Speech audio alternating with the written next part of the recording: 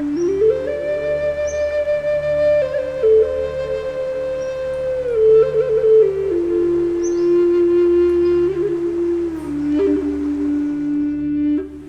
guys, we're back, and today, as you can see, we are out in the forest trying to give you a pan shot here. This is an absolutely beautiful, beautiful location in the Clearwater National Forest. I'm not going to give too many details as to where we're at, but I will say it is absolutely gorgeous. There's something about Idaho's forest that is just special. So right now we are by a very beautiful creek. It's been raining a lot and the snow has been melting. I'm going to turn you around so you can see. But as you can see here, it's about 3 feet deep, I'd say, in some parts.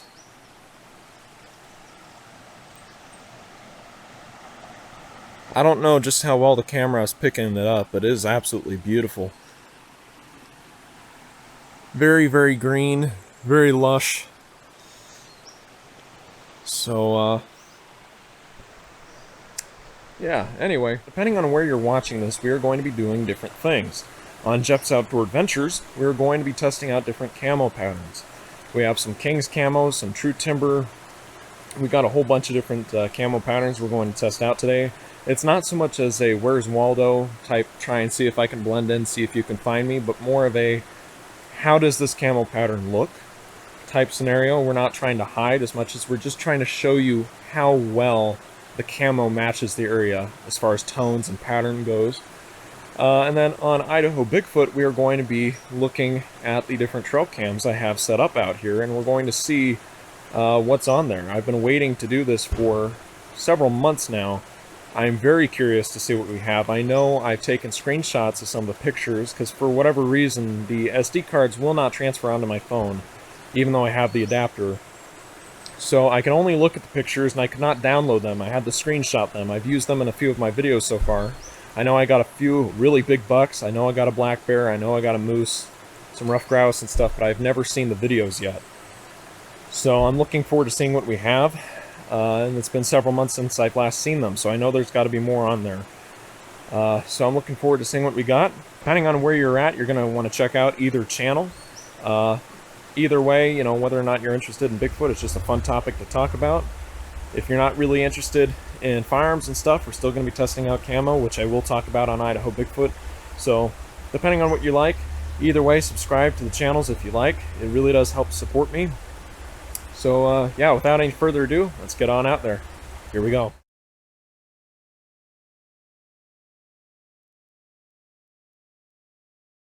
Well, first find of the day, I have no idea what this is.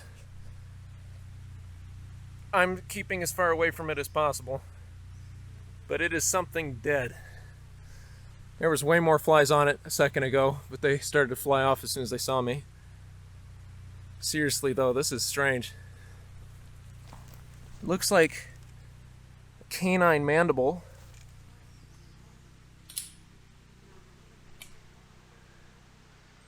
And there's another canine mandible. Like a fawn or Well, it's got canine teeth. Ah! You should come down here and see this. Dog out here and shot it. I hope not. I'm wondering if this was a young one, though. Wouldn't surprise me. I don't Do that kind of crap. Yeah, here Look at this hillside. there's a lot of... Yeah, see, there's a lot of cans here, bottles. I really hope somebody didn't shoot their dog out here. Yeah, we better get going.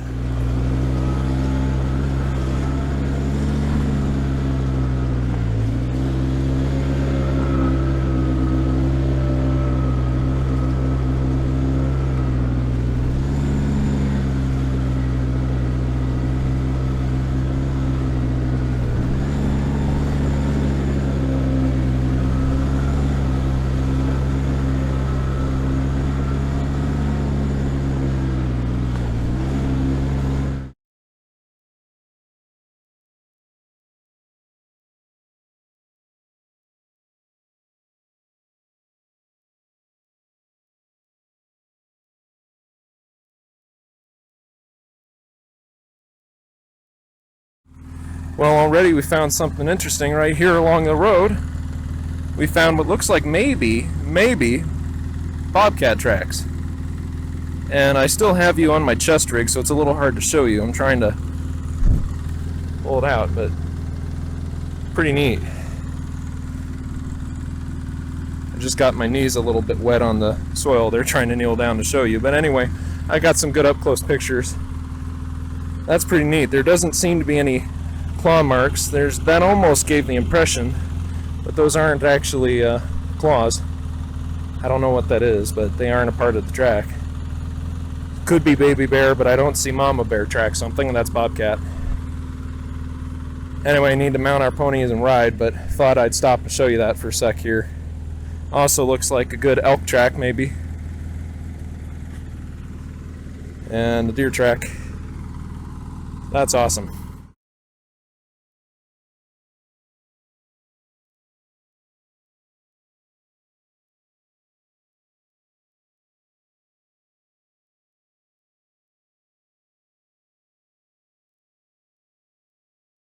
Okay guys, we are at a very beautiful location, and I want to show you a couple things. So, first of all, I want to ask, how does the footage look? I'm using my DJI Osmo Action to film everything here. Second of all, I was sitting, I'm going to back up a little bit so you can see, I was sitting right there. I was having a cup of coffee after I'd hiked all the way down there, and came back. Dad dropped me off here. He went way up that way. So anyway, I had come back, sat here, was having my cup of coffee, and I heard snap, snap, and I started hearing what sounded like a large man huffing and puffing his way down the hillside.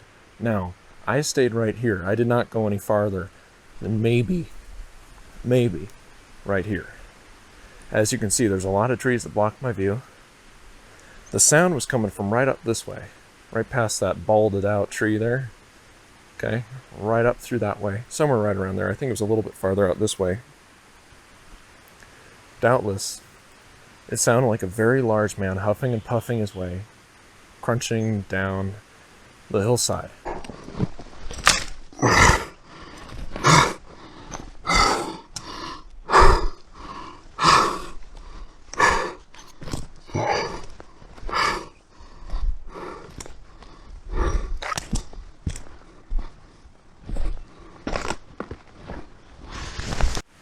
At first I thought maybe it was my dad, but it because it sounded just like a large man. It sounded like somebody was weighed down. He was trying to traverse his way down the hillside.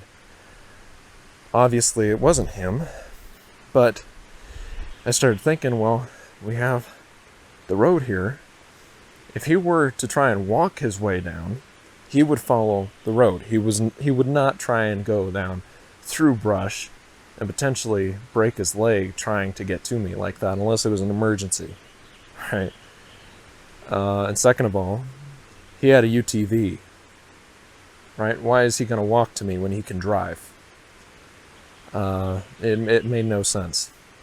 And I had a walkie-talkie on me at the time, so he should have been able to get a hold of me if there was a problem. So I realized fairly quickly that it could not have been my dad. And I started thinking maybe it's another hunter. Well, there is no other trail up there other than a game trail.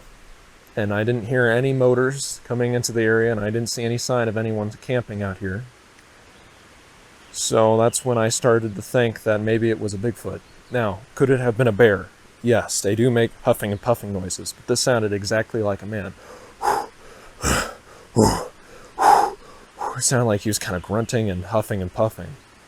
And it was breaking branches, it was loud, but it sounded exactly like a large man. It didn't sound like a bear. A bear sounds like a bear.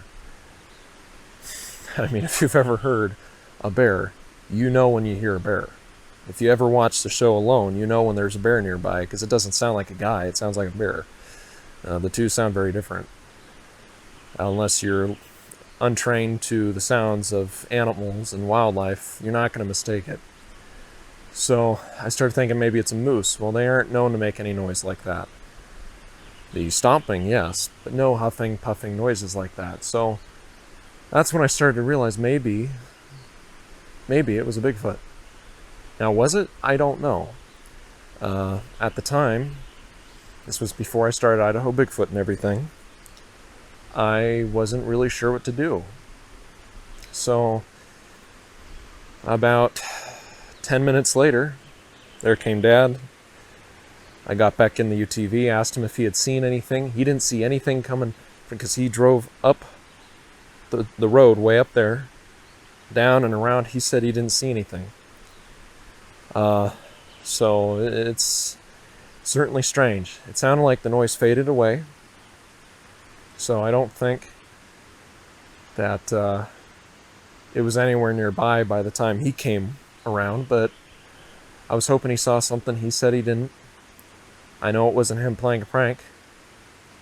I don't think it was anyone else out here doing that. I could be wrong. But that's why I don't really call it a sighting or anything, because it's not certain, but I do call it an experience, an incident. This is just strange enough to make you wonder. One of the things I want to add to that is that one of the last times we were in this spot back in November was me and Dad were hunting, right? Anyway, we were walking up through here, and I was behind Dad, and I was listening, trying to be very quiet, and I heard a very loud "Hey!" from a guy. It sounded like it was way up there on the road.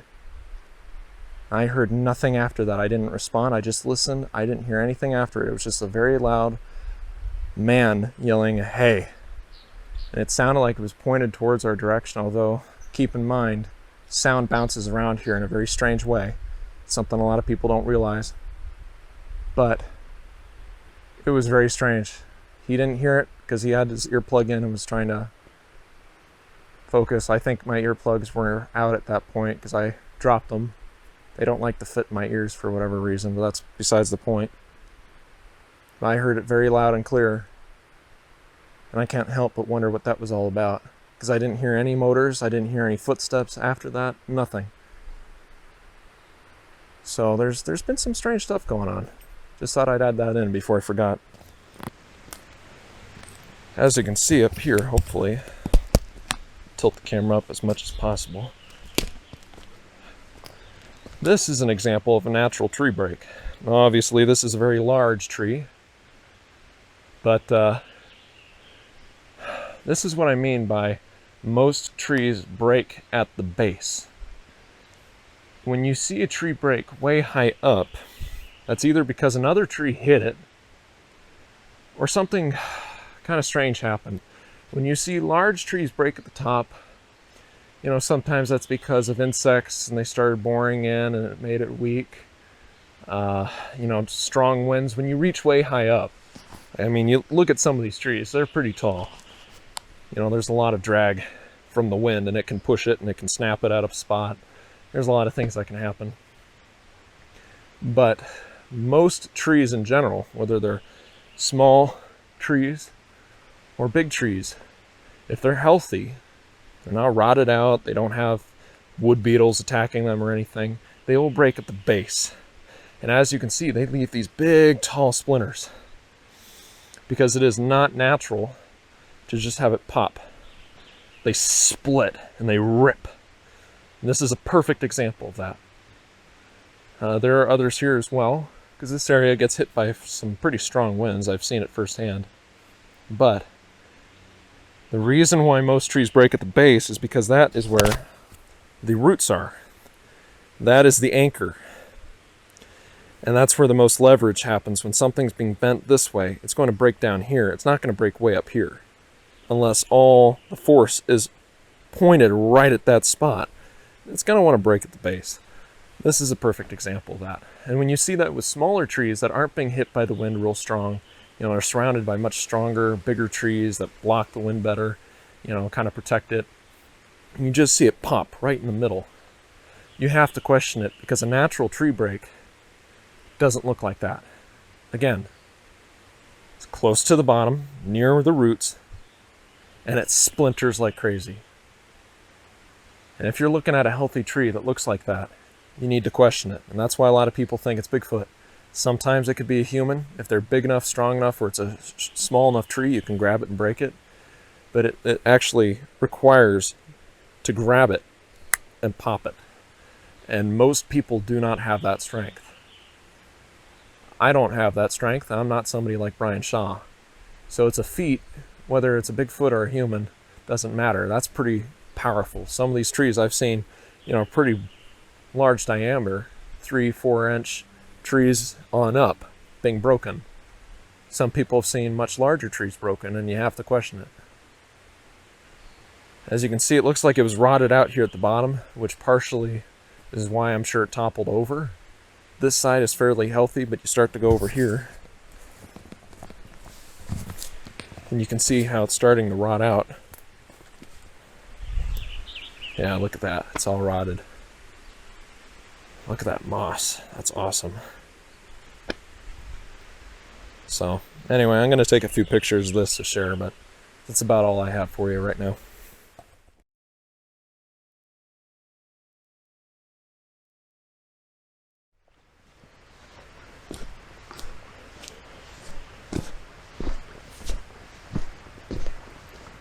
A few moments later. Found it. This one. I only found a few mushrooms under there. Okay, the other one's right up near it. So where were you? Oh. I thought you put it on the other side of the creek. No, that's where it was last year. Then we moved it over. They were about 10 feet. Ah, see? I did a good job. Yeah. It's 10 feet I away. didn't even look there. I thought it was in the creek. Oh, I know. That's good, though, if you can see it. There's a lot of dead tree fall here. Oh, this needs a really good cleaning. Okay, you're right. Here. It's on that tree. On that skinny. That's right, I remember. Right up there. Okay, so now, we are in a different spot. Got one of my trail cams here, Camp Park T20. I placed a Guard Pro E5 here. Yeah, it's right here somewhere. We'll find it. 2 hours later. Oh, there it is, right there. There it is. Now we sprayed these cameras down with descent spray, which I've talked about on the channel before. It's not the best on unnatural synthetic smells, but these have been used for long enough on our part, so I know that they don't have much of a scent on them as far as like the plasticky factory smell. So they should be pretty good. And I got rid of our scent on it too. Okay, well, this camera has 11,653 photos, and I think videos as well. So I'm gonna go crazy going through all of them. I got it on time-lapse mode. The only problem with this camera, I'm gonna review it soon, so spoilers, but when set on normal mode, trying to get motion and whatnot, it would take a video or photo every 5 seconds. It was insanely bad. Given we've left this out for 5 months almost, actually no, more than 5 months, 6 months. I figured it would be pretty bad. I had it take pictures every 30 minutes or so, or something like that. December, January, February, March, April, May. Oh geez, yeah, it's been out there longer than I thought. So, oh my gosh. Yeah, so we should have some pretty good photos on here. If they're all duds, I will be really angry. But as long as we have the camera, I suppose that's what matters. I know some people will shoot your trail cams because they're jerks. So I'm happy that we at least recovered it. Okay. It's hard to pick up any tracks out here because of all the ground cover. But I can see some indentations. Yeah, this is a lot of good area here. Got some fresh poop here. Oh, not super fresh. Looks like elk, I'm thinking.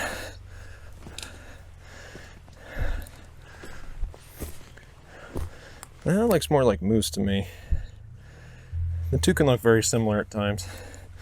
I know for a fact that's moose. Tilt the camera down. That's moose. That down there is probably moose as well now that I'm thinking about it. I'm not Wild Bill. I don't know my scat. To know a creature, you gotta know what he eats. So I have become a professor in poop. There might be some scat. With my degree, I consider myself a #1 scatologist in the United States, probably in several different foreign countries. Oh, look at that. Something was definitely eaten right here. What was that? Maybe that was a cat. I'm going to take some detailed pictures. I know that sounds weird, but it's a good idea, I think.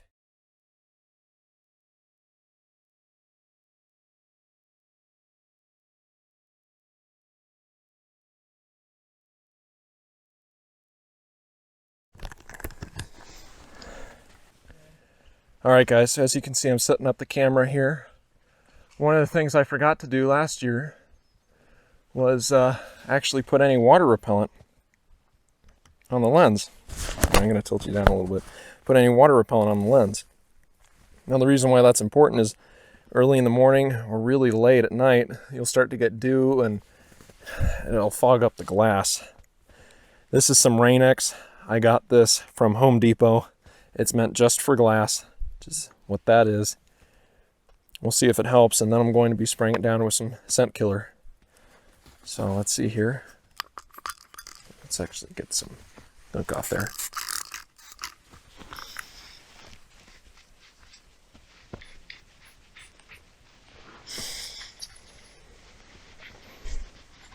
I'm going to try and wipe off as much as possible because it does smell a little bit.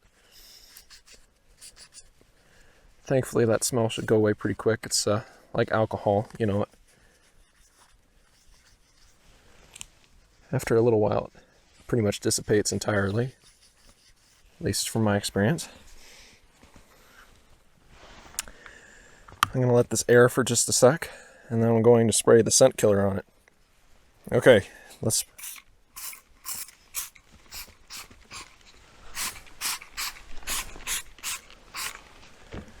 I know that may seem like overkill. Just kind of... But it too will dissipate. Helps get rid of a lot of that odor.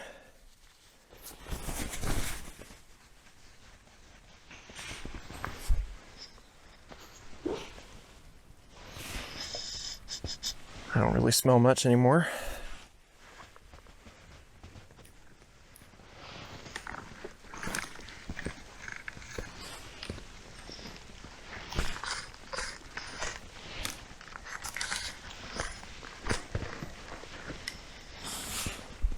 There, that should help. Ooh, what is that?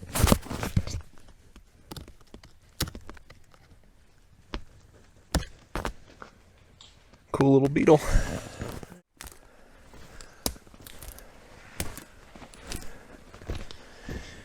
I'm beginning to think that skeleton there was a fox. It's not quite long enough, claws, for it to be a cat, I think, unless it was a young one.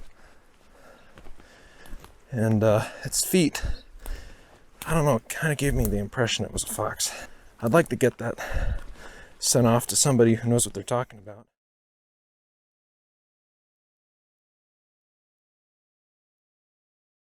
I don't see any signs of anything living there. I also don't see any Native American art or anything. But it's pretty neat.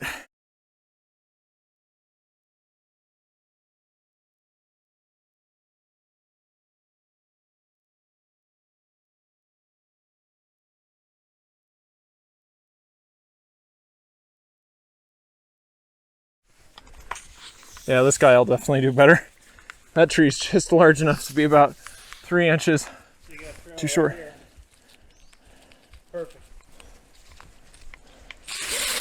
If I get it right smack in the middle of the two, I think I could get either. Yep.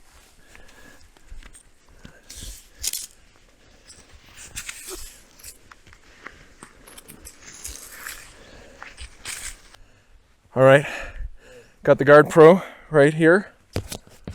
We got a solid trail going up this way. We got that massive overhang up there. Got some more spots right up in here. I guarantee you there's some great nesting spots for black bear, you name it. Bigfoot aside, there's a lot of opportunities for stuff to live here. We also got this trail right here, right down there. That's where I placed the other camera, so I think we'll have some good coverage here.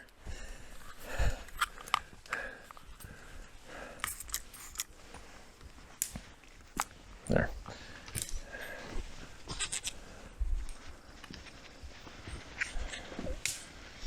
Okay.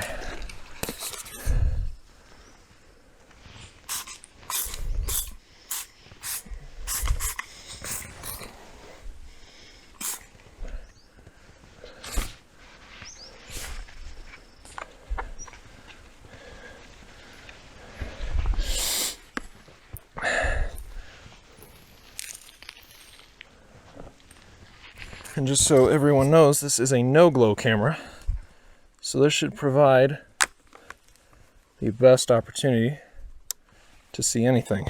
Okay. Start. Ready for time lapse. All right. It's shut. You got the SD card on. You're in there. It's set. Sprayed down. I think we're ready to go.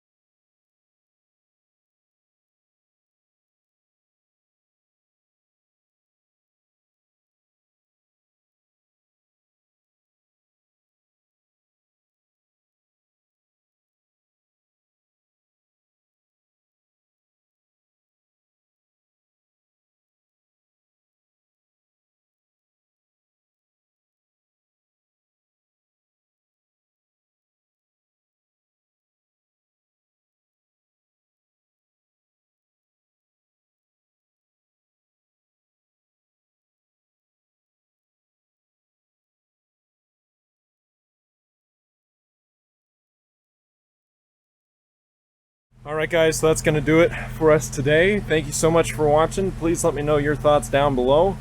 Please feel free to hit that like button, that subscribe button. I will leave links to my corresponding channel down below. You can go check that out if you feel like it.